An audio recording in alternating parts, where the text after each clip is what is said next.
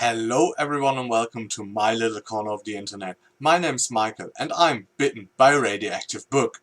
Today I'm participating in the BookTube SFF Babbles, which is like a sub-series of the BookTube SFF Awards. There is a corresponding Goodreads group and I will link this down below.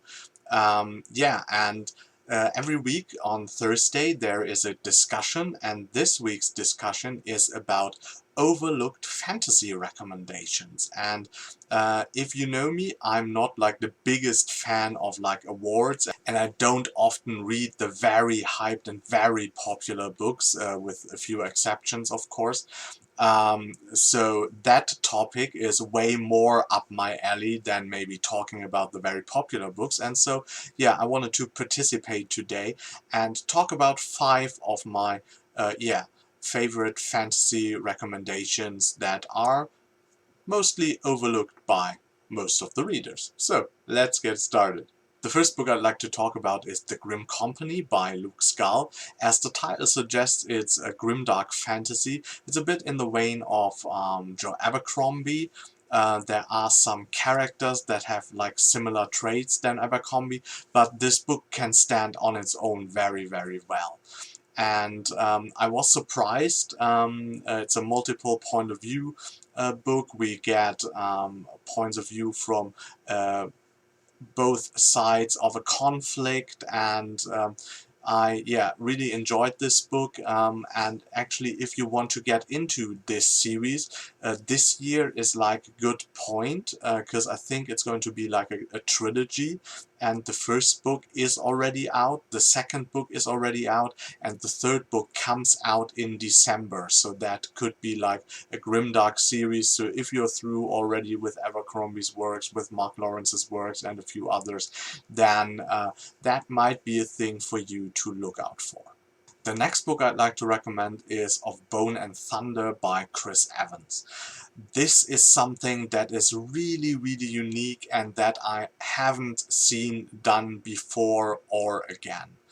And that is a novel that is clearly, of course, a fantasy, because it has like dragons and crossbow fighting marines, but it is like told in a style of like the Vietnam War.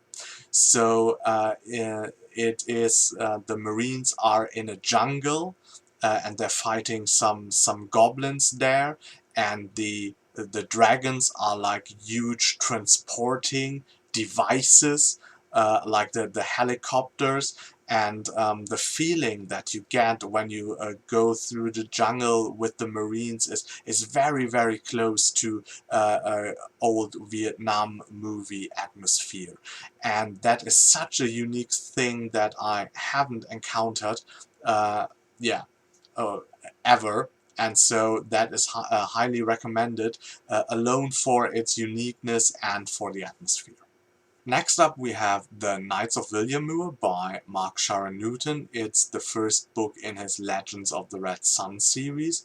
This is a series that is under the radar of a lot of readers, but it's actually a very, very good epic fantasy. I've only read like the first book so far, but the series is out for quite some years actually now.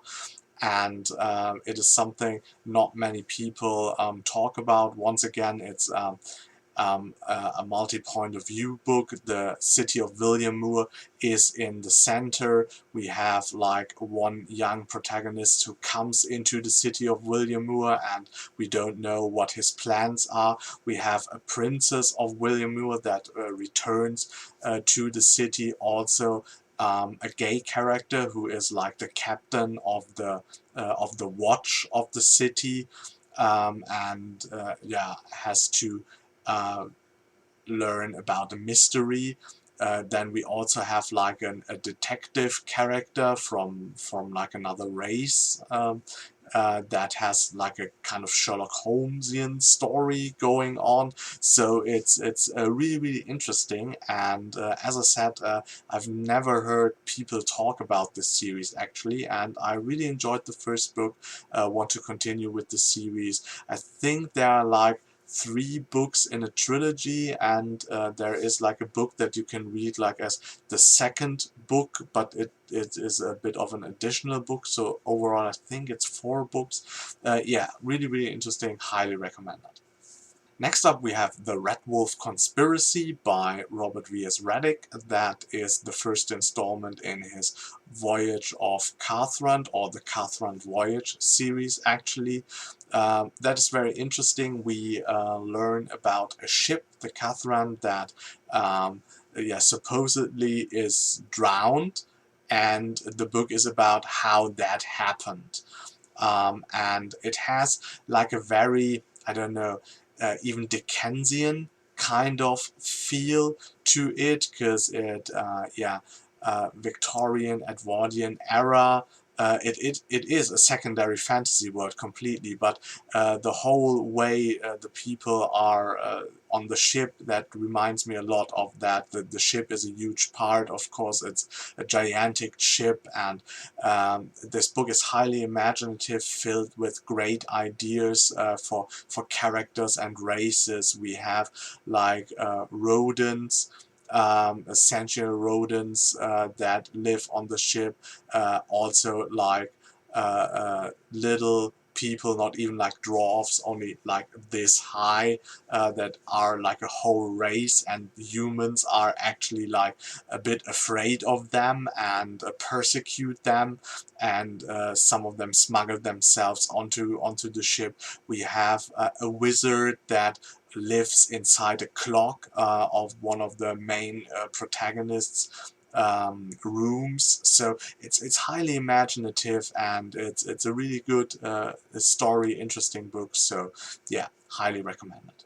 And the last recommendation is for fans of like complex political fantasy, epic fantasy with a wide scope, and that is The Garden of the Stones, or The Garden of Stones by Mark T. Barnes, the first installment in his Echoes of Empire series.